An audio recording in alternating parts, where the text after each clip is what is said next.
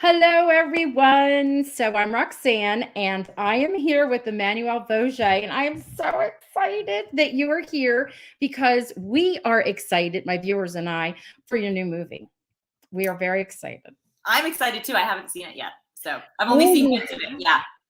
oh, are you going to get to watch it before it premieres, or are you going to watch it like when it's live? Well, I'm waiting to see if I can get a link where I can watch it live because I'm in Canada right now. So it Yes. doesn't air here until the 12th, I believe. So Oh I want no. to be able to like live tweet and do all that stuff because it's always really fun. Yeah. So We'll live I'm tweet waiting to too. see. Yeah, we're waiting to see if that happens. Also, I'll be like, everyone's seen it but me. I know you have to ask for it. You have to. Yes. We'll live tweet with you too. That's something we do. We have the hashtags already. We're all excited. So before we get started, like you have this impressive resume and you have done all kinds of things. I was like, wow, because I remember you from Two and a Half Men and CSI New York, because those are like my two favorite shows back in the back. Well, not that long ago. But anyway, I'm looking around and I'm like, oh my goodness, you're an equestrian. I'm like, look at this. So I can understand some of your movies and how, because when I was watching, doing my research, I'm like, she's so natural on those horses. Now we know why. We'll talk a little bit about that. But I was thinking all the different things that you do. Do you have something that is like your favorite that you're most comfortable with? Is it like being a spokesperson, making a movie, riding on your horses? What is it? I mean, I love making movies and working. And if I can combine making movies with the horse world, that's like, the A be all end all dream. for me. Yeah. But as far as just, I mean, if I could spend all my time with my horse doing horsey things and with my dogs, like that would be, that obviously, but we need jobs and things. So, Right, right. That would be in the dream world. Oh my goodness. right. And you know what? I ask this of all of my guests if I can. What's the difference for you when you're preparing for something that's like a series role at like on Two and a Half Men or CSI, as opposed to like made for, a movie made for TV? Like, what's the biggest difference for you? The biggest difference is with a movie made for TV or a film, you get the entire script, you know where it begins and you know where it ends, Oh, and so there's beginning, middle, and end. You know the full arc of the character of what you're going to be going through. With television, sometimes you have no idea what they're going to write for you. Other times, you have, so they give you some sense of where it's going, but oftentimes it's like episode to episode, or they decide, oh, we really like Two and a Half Men and CSI New York. That was something that was supposed to only be a couple of episodes, and then they were like, oh, we like her, we're going to write her in some more. Oh, fans like her, like we're going to we'll write some more for her. And so then that just sort of grew. So you got to take it one episode at a time, and you can't really read into what's happening too much, but in some ways is cool. But if there's key important elements that they're like, look, you need to know this because down the road this happens. Sometimes they'll oh, give you that, but oftentimes you just, you're kind of just figuring it living, out as you go. living in the moment. I don't know. That would be nerve wracking for me. Some people live on that type of excitement, though. Yeah, Yeah, like sometimes it takes the pressure off. It's sort of like, well, you know what? All I have is what's in front of me, which is, oh, how I try to live my life. As we all know, that doesn't really ever like, okay, well, if I did this, what will happen on the, like all the future tripping and oh, I shouldn't have done that. It's like, I try to just be present. actually, that's a good philosophy. I mean, someone else was saying that the other day. I think it was Kelly Clarkson was interviewing the gentleman who's playing Elvis, and she's like, "You're very present and in the moment." He goes, "I try to be," and I'm thinking, I'm like, we all need to take that. That's good philosophy. I love that. All right, so let's talk about your history with Hallmark, since that's our viewership loves Hallmark. By the way, they also, I found out, started sending me messages about the book itself. They're all in love with the book, so I'm like, oh, okay, I need to go see if I can have the writer join us, and I think she is. I think she's going to be able to join us this week, Oh, but good. I know. I'm excited. So we got all kinds of good promotional things we're putting out all week long for your movie. So I'm like your own little promotional team over here. So your first movie that I know of was it was a Christmas movie with Hallmark. What was it called? It's Christmas Carol. Is that what it was? Mhm. And okay, so that was like what, 2014 or 2012? That was a while ago. 2014, I think it was 2014. 2014 or 2015. I can't quite remember, around that. Okay, so I was just curious because that's 2014, and then we have now, and they put out way more Christmas movies than they did before. Did you have a crazy schedule? Did you have 15 days, a little over 2 weeks back then, or did they spend more time with the filming schedule? Or you don't remember? No, it stayed the same. I mean, Oh, like wow. we shot both It's Christmas Carol and Love in Paradise and Big Sky River were all shot 3 5-day weeks. And you know, it's very like they're very efficient in how they shoot these things, and they get them done, and they do a beautiful job. Like I'm always amazed at how great they look, and you know, because sometimes we're trying to do so much in such a condensed amount of time, but it's a well-oiled machine, and they've got great people working together, and it just works. They're so like we've learned from the interviews I've been doing all the cool things that happen behind the scenes that we don't even get to see. Like you don't even realize how involved it is, and then you appreciate the movie even more. Like I get excited. I pay attention to little details and what's on the set and how it all goes. It makes you, like, I guess, a better viewer. I love it. I love that they share. Now, you won an award. Didn't you win an award for that movie? I did. I won a Leo award for that. Yes. Can you explain to our viewers that may not know what a Leo is, what that is? The Leo Awards are the Canadian version of, I guess, the Emmys. I suppose, like, that's kind of the closest thing I can think of what, you know, on a much smaller scale. It's not, you know, the Emmys is huge, but it's our, you know, and it's an honor to have been nominated and won. I unfortunately, I was in St. John's, Newfoundland shooting at the time, and I was trying everything I could do to, like, getting out of St. John's on a flight to try to make it back to Vancouver for one night and then fly back, like, to shoot was right. It was, yeah, short of hiring a private jet, which that wasn't, no one was paying for that. So, yeah, it would have been next to impossible for me to get there and get back in time to shoot. So sadly, I wasn't there to actually receive the award, but my agent at the time received, like, accepted it on my behalf. Oh, so you had to, like, you have it on a shelf somewhere. They had to, like, send it to you. Yes, they sent it to me. It was in my office at one point, and now I'm sort of in between places and things, and I've got a lot of things in storage. So it's in storage at the moment. All right. I want to ask you about Love in Paradise because it kind of, like, segues in with the horses and whatnot. And Luke Perry. You co-star with Luke Perry. How amazing is that? Like, what's that? To me, that would have been the favorite part of the movie.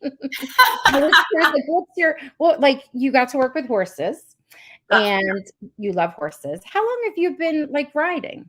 So I rode for a couple of years as a kid, just like once a week, you know, not doing much, English style, like over cross poles, like little mini baby jumps. And then I quit because it was cold and rainy in Vancouver, and the place I was riding at did not have an indoor arena. Wow. And I just got tired of getting soaking wet and cold and taking the bus down there with my grandmother at the time and walking 2 miles to get to, I mean, it was just, wow. Yeah. I hung in there. And then when I quit, like, when I decided I didn't want to do piano or ballet anymore, or violin, my parents were like, you know, you're going to regret that. And they were really upset with me, and they, like, tried to make me just hang in, like, and I did hang in there for a while, but with horseback riding, like, they said nothing. And I was like, this is interesting. So I didn't realize until I picked it up as an adult. I was like, oh, it's not the cheapest sport in the world. It's certainly not the, like, you know, so it's a privilege to get to do it again. But I picked it up probably about 8 to 10 years ago and bought a horse. It'll be 4 years in September that I've had my horse. So that was my first, she's my first horse that I've ever owned, and love that. Oh. Is this Bunny? Do I have that right? Yeah. Bunny. Oh, did you rescue Bunny? Bunny was, well, I wouldn't say rescue. She didn't come from, like, a bad situation. Right. She was a brood mare for many years. She had 8 foals. Oh, wow. And they couldn't get her pregnant again. and she was 14 years old, and they were selling her, and she comes from amazing bloodlines and all, and is a beautiful horse, very talented, but she needed a couple years of work put into her because she'd been in a field for 10 years. Yeah. So, having babies, she had a bit of a show record and had some training, but not for many years. So we brought her back. She had to lose about 250 pounds. She was, had a sway belt. She had no core muscles. I mean, it was a project. It was a project, but I was like, you know what? I'm so proud of where she is now and what we're doing now. It's really cool, and we have a great bond, and she's just an angel of what she's that horse that just, I'm like, oh my God, you're like irreplaceable. You're amazing. Oh, I love that story. I love animals. You love animals. I love horses. So we have Big Sky River. Yeah. And I kept saying Big River Sky. I have no idea why I kept mixing it up, but I know the correct title. But so horses are involved. I mean, isn't this? I even think maybe one of the reasons why one of the reasons why your character might come back to the town. I mean, your love of horses, maybe. Love of horses. Well, she's an equestrian in New York City, and she rides with her stepdaughter Erin, and when she, she's going through somewhat of a messy divorce and decides to take some time to herself over the summer break. She's a school teacher, and go back to Montana where she went to horse camp as a kid. And yeah, just to heal and regroup, and then other things happen. As we do in Hallmark movies. Her neighbor, Boone. Oh my goodness. I know. That's so much fun. So the actress who plays your stepdaughter, she's a doll. I've watched her on different things. Like she's been on When Calls the Heart and other things. What a cutie, like a really like she plays some really good serious roles, and she's so young. I was just saying that to somebody, like in several interviews, actually. It's often really hard to find a young actress that has the depth to pull off the emotional, the emotional range that's required for certain roles, and she has it. She's really talented. Yes, she is. I mean, so I'm excited just for the whole cast looks amazing. And I'm like, oh my goodness, you're all going to play off of each other. We're all going to be like, I know there's going to be some heartfelt moments. I saw, some promos and things. And I saw your co-star Kavan with, it looks like his son. Cause I think in the book, he has 2 sons. I'm not sure. He has 2 sons in the movie too. Okay. That was a question I wanted to ask. How much of the book, like, I'm not even sure how much you're familiar with it, but are the script and the book pretty tight, pretty close, you think? I'm not sure because I didn't get a chance to read the book before we started shooting. So it was, but I think it's loosely, that's a Linda question, the author. I will ask her to tell you that. She's got some, like, we just did a live Instagram thing that they're going to be airing this week. And she's got some fascinating stories. It's pretty cool. Her own life, right? I think her father was her father a marshal, something in the law, I think. Yes, when she was growing up in real life. Yeah, I'm not sure about that. But she grew up around horses and all that, and just like, it was like, oh yeah, I was really good friends. I was best friends with like Johnny Cash and June Carter Cash. I'm like, what? She actually drops that like in mid conversation. Kavan and I look at each other, we're like, okay, we need to know more about that. Yes, more stories. Oh, I'm gonna have to. Thank you. I'll mention that if we can make our schedules work. She and I will chat. So, your co-star is Kavan Smith, but before we get there, your character is Tara. You told us she's a teacher. So I was thinking, you're coming from New York, right? That's where your character is coming from. Mm-hmm. I guess you're not the typical New Yorkster because you're a teacher. Because I'm thinking when you look that up, I think I asked this of another actress in her part. She was very much in New York person. Don't cook, often running late, very driven and very fashionable. And I'm like, is that any of Tara? Or now you're telling us she's a teacher, so you're probably prompt and on time.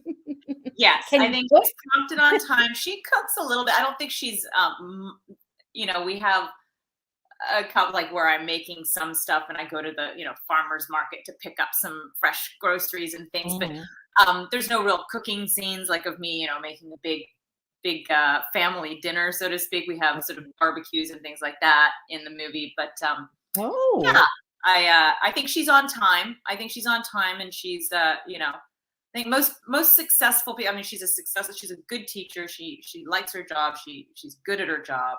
Um, and I think most successful people are on time or early. Always. yes. Yeah, I agree. I agree. So, now you told us a little bit about the plot. You're saying, she's trying to heal and go back to, I guess, a fun time in her life, which would have been at the horse camp.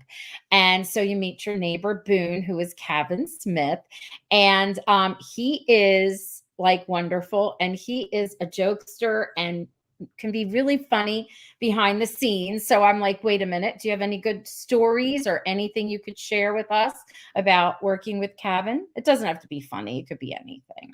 Anything you want to share. I mean, he's always he's got tons of energy, and he always has a he's always got a joke, and he's very intelligent and very quick with comments and things that he'll throw out.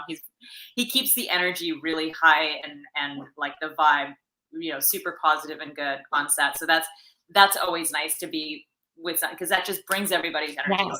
So and it's fun to play off of, and it keeps things fun and interesting because they're long days. We all love what we do, but it's like, sometimes you're like, oh my God, it's like hour 14 and, we're in the car for an hour, getting there, in hair and makeup for an hour and a half, and then the work day, and then wrapping up and driving back. It's they can, but when you have that kind of energy on set and people that enjoy being there and can, carry a banter and have fun, it makes a huge difference. It does. It makes it all like worthwhile. Well, it is because it's your dream. You're living your dream, but it makes it even more fun when it's not like a chore. When you can have a good time. So I'm thinking, I don't want you to give away, your first meeting, but is there feelings right away? Is there a bit of a history between your characters, Tara and Boone, or there's no history? We meet there. okay. Like, basically, I rent a property that's across the way from his property.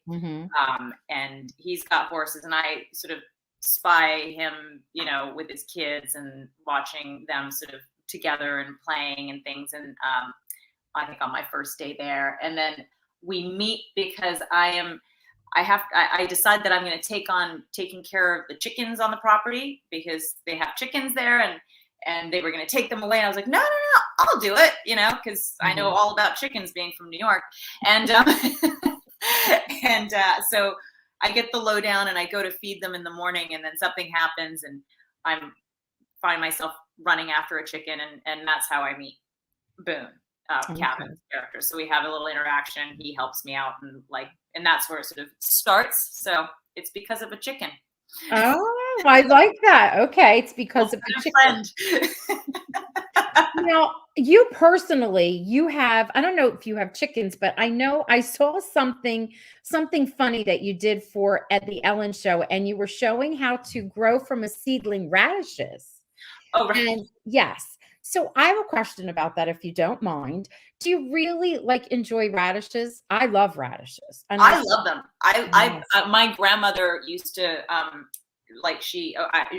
as a kid, I would eat them I don't know if it's a French thing or if it was just a her thing, but raw radishes, she chopped the top of it just sort of so it would kind of, open up, put a little bit of salt, a little bit of butter on it, and eat them like that.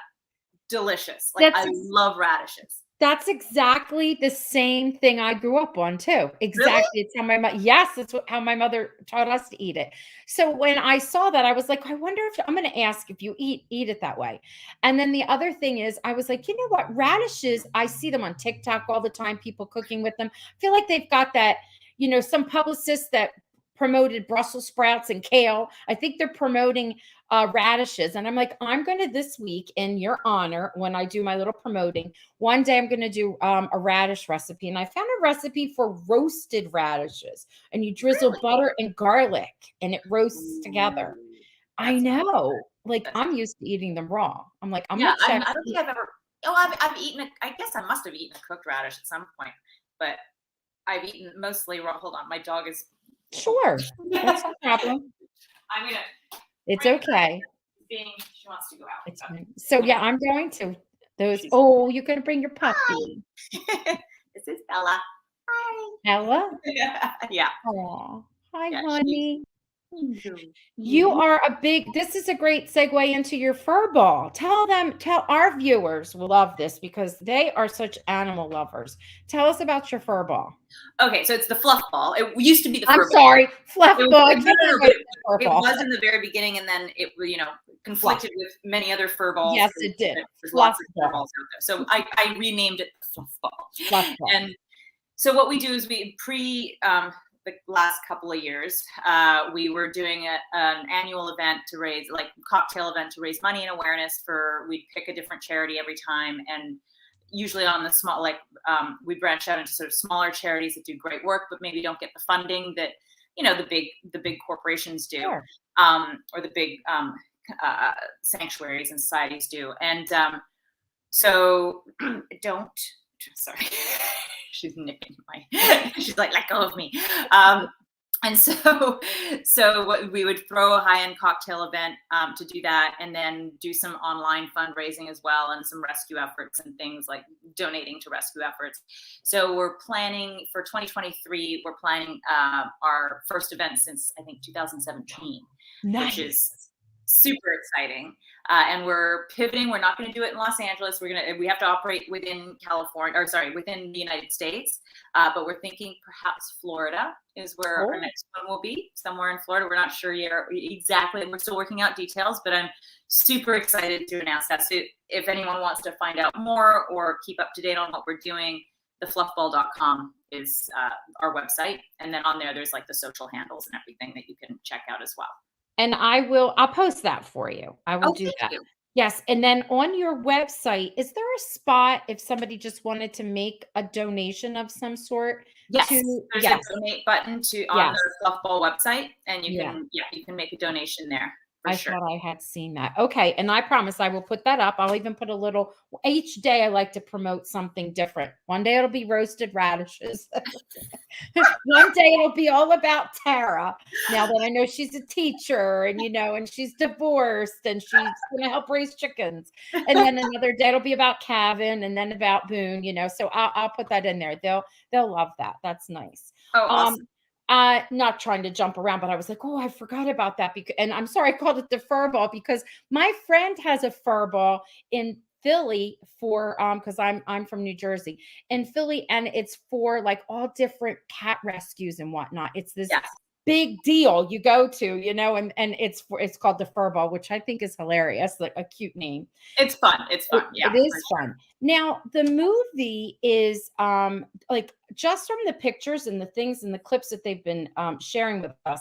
The set's gorgeous. The house, like the one room, and then I think I posted that the other day. They posted all the things to do to get relaxed and ready to watch the show, and it was gorgeous. So, is this like the last person I talked to? I think they were at some camp in a campground somewhere, and they turned it into something exciting. Where was the setting for this movie? We shot in British Columbia, outside of Vancouver, so like in near Mission, Abbotsford, Langley areas in the valley.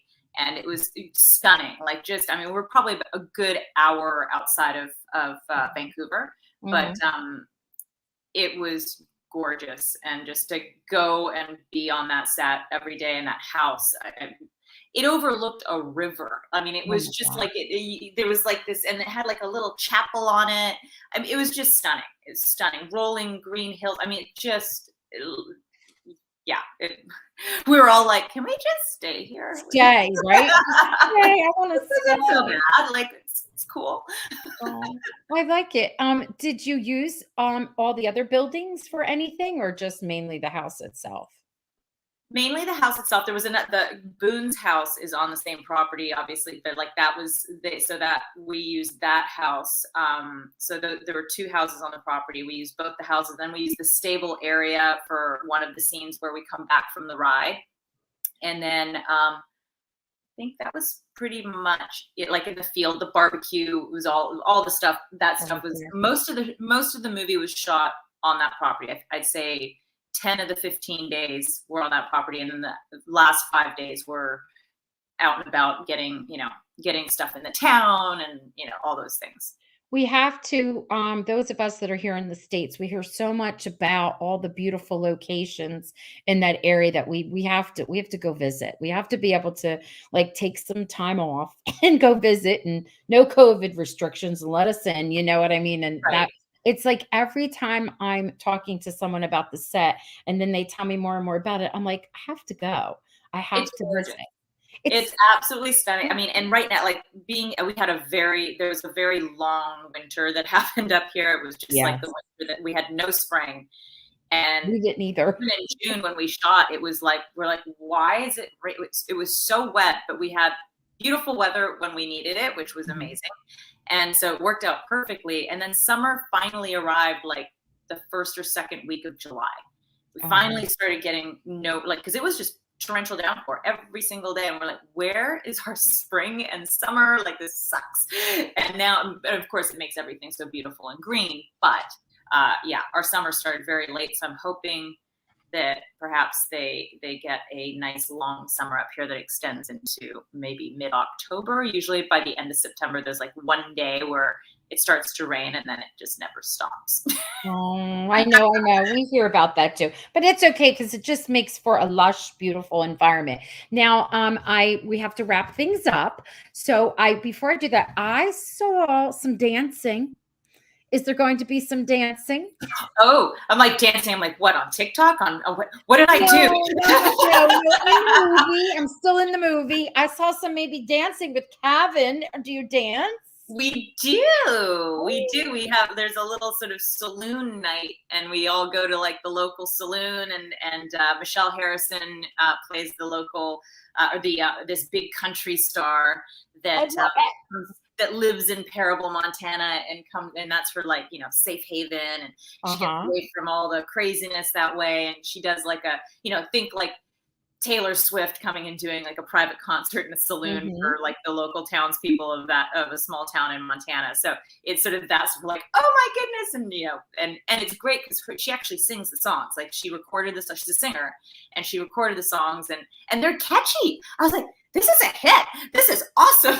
All right. I love that. Okay. I hope you know what? I hope that they start releasing it. Sometimes they'll release a song in the background. That would be really cool. Like before the movie comes out. I want them to do that. I'm going to say that. Speaking that out. I really liked this. Like we were all like, wow, these are really good.